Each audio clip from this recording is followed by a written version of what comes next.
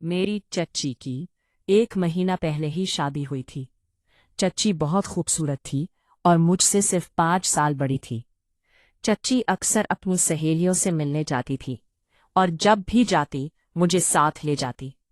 लेकिन जब भी वो अपनी किसी सहेली के घर जाती तो मुझे बाहर खड़ा कर देती और जब वापस आती तो पसीने में भीगी हुई और हाँफती हुई बाहर निकलती।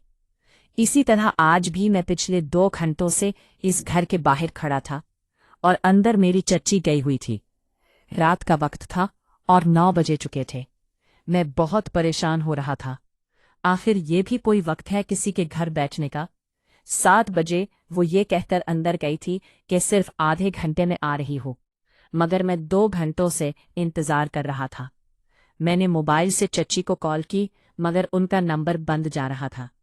अब मुझे इंतजार से सख्त नफरत हो रही थी।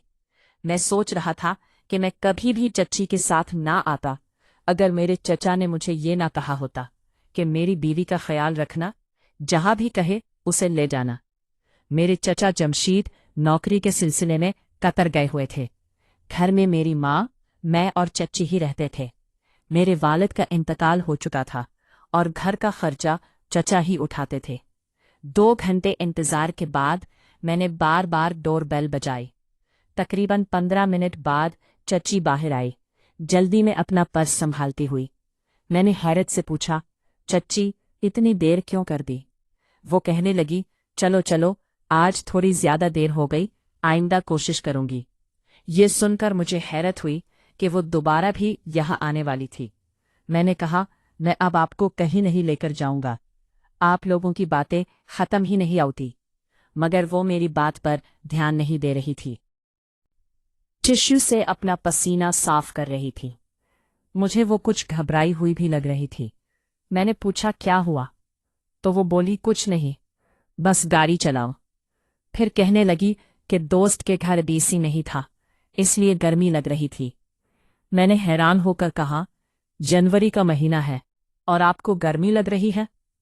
वो घबरा गई और कहने लगी, ओ हाँ, मैं भूल गई। मुझे उसकी बात अजीब लगी। घर पहुंचते ही वो सीधा अपने कमरे में चली गई। अगले दिन नाश्ता करते हुए भी वो किसी गहरी सोच में थी। फिर उसने कहा कि आज जल्दी आना, मुझे फिर दोस्त के घर जाना है।